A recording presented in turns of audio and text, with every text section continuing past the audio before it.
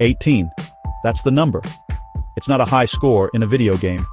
It's the number of people who walked into my life, rearranged the furniture, and then walked out, leaving the door wide open. Now, my brain feels like a cluttered, messy room filled with ghosts of past relationships. Each memory is a piece of junk I keep tripping over. It's a constant, low-grade headache, a background noise of failure that never shuts off. People say, just get over it. But how do you just get over a landslide? How do you simply move past the wreckage of 18 different emotional car crashes? It's not a scraped knee, it's a chronic condition. This isn't just sadness. Sadness is clean, it's simple. This is something else entirely. It's what I call brain rot. It's the feeling of my own mind turning against me, replaying the same highlight reel of every single time I was let down. It's an infection. My thoughts are stuck in a loop, obsessing over what went wrong, what I could have done differently, and why the hell it happened 18 damn times. It's like being trapped in a mental prison where the warden is me, and the only movies shown are my greatest romantic disasters. I'm serving a life sentence for crimes of the heart I didn't even know I was committing. The frustration is the worst part. It's not just the memories themselves, but the power they still hold over me. I'll be having a perfectly fine day, maybe even a good one. And then a random song comes on the radio, or I'll see a couple holding hands. Boom. Just like that, I'm mentally transported back to relationship number 7. Or was it 12? They all start to blur together into one giant blob of disappointment. It feels like I'm dragging a huge invisible bag of rocks everywhere I go. And with each new breakup, more rocks were tossed inside. I'm just so tired of carrying the weight of all these yesterdays. My brain is supposed to be on my team. It's supposed to help me solve problems, not create them. But it feels like it's been hijacked by a committee of my exes. They're all in there, debating my flaws and reminding me of my mistakes. I'm trying to move forward to build something new, but I'm building on quicksand. The foundation is made of broken promises and half-forgotten arguments. Every time I think I've found solid ground, it gives way, and I'm sinking back into the same old muck.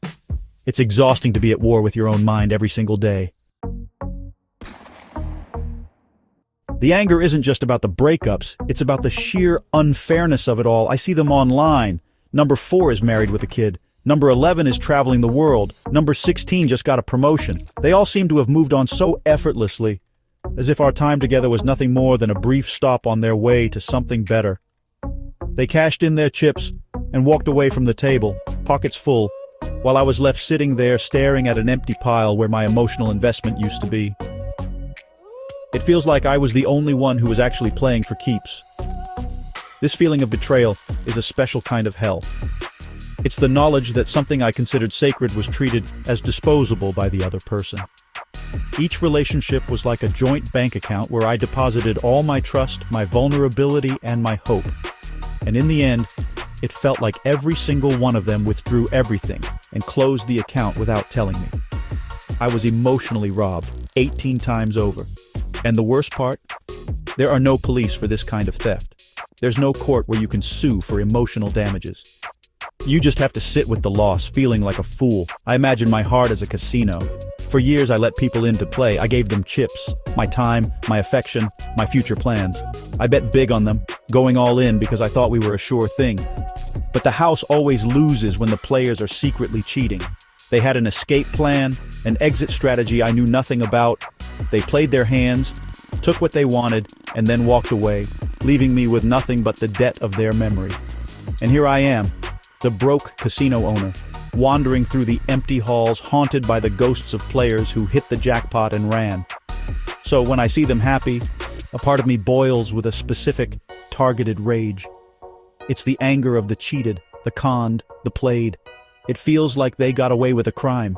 They don't have to live with the consequences of the hole they left in my life.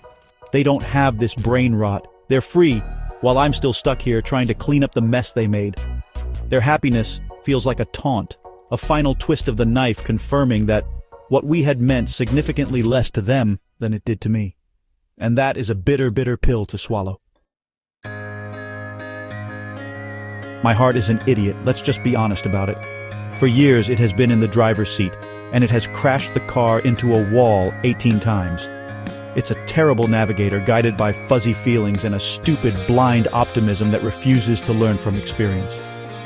It leaps at the first sign of affection, ignoring all the red flags that my brain is screaming about. The heart wants what it wants, and apparently what it wants is a repeating cycle of pain and disappointment. Well, I'm done listening to it. I'm firing my heart from its position as CEO of my life. From now on, the brain is in charge. Logic, reason, cold, hard facts. These are my new tools. My emotions are like a drunk friend trying to give me life advice, unreliable and likely to get me into trouble. My brain, on the other hand, is the sober one in the corner, the one who sees things clearly. It's time to start listening to it. The plan is simple: analyze, strategize, and execute. I need to treat moving on not as a vague, emotional journey, but as a problem to be solved. A project with a clear goal, total and complete erasure of the past. This means I have to actively fight my own instincts. When a memory pops up, I can't just wallow in it. I have to dissect it. Why am I thinking about this now? What's the trigger? What's the logical counter-argument to this feeling of sadness or anger? It's about building a mental firewall. I need to stop romanticizing what was lost and start cataloging it for what it was, a series of bad investments with zero return. This isn't about being cold or heartless. It's about being smart. It's about protecting my most valuable asset, my own sanity. The struggle is real, though. The heart screams for attention. It tries to lure me back into the familiar comfort of melancholy. But the brain has to be the disciplined parent. It has to say, no, we are not doing this today. We have better things to do. It's a constant battle, a tug-of-war between emotion and logic. But for the first time, I'm putting my money on logic. I'm betting that my intellect can get me out of this prison that my feelings built. The goal is to make the memories powerless, to turn them from painful ghosts into boring data points from a failed experiment. The ultimate goal isn't just to forget them. It's to forget the person I was when I was with them. It's to stop being the guy who gets his heart broken. I want to build a new identity, one that isn't defined by a long list of exes. I want to become someone who trusts his own judgment again. For so long, my self-trust has been shattered. After you make the same mistake 18 times, you start to believe that you are fundamentally broken, that your internal compass is permanently busted. Reclaiming that trust is the most important part of this whole process. Using logic is the only way to rebuild it. I need to prove to myself that I can make good decisions. It starts small. Choosing to go to the gym instead of scrolling through an ex's social media. Choosing to read a book instead of rereading old text messages. Each logical choice is a small victory, a brick in the foundation of a new me. I'm not just trying to move on from them. I'm trying to upgrade my own operating system. I'm debugging the code that led to so much failure and installing new software based on reason and self-preservation. The hope is that, eventually, this logical approach will become second nature. The brain will get stronger, and the heart's desperate screams will fade into a whisper. The memories will lose their emotional charge and become just stories. Things that happened a long time ago to a different version of me. The anger and betrayal will dissolve because I'll be too busy building a future to care about the past.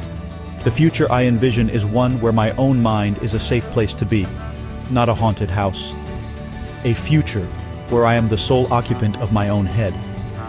This isn't about revenge or proving them wrong. This is about proving myself right. It's about trusting that I have the power to break the cycle. I'm taking back control from the ghosts of my past. It's a slow, deliberate, and often frustrating process, but for the first time in a long time, I feel a flicker of something that isn't pain or anger.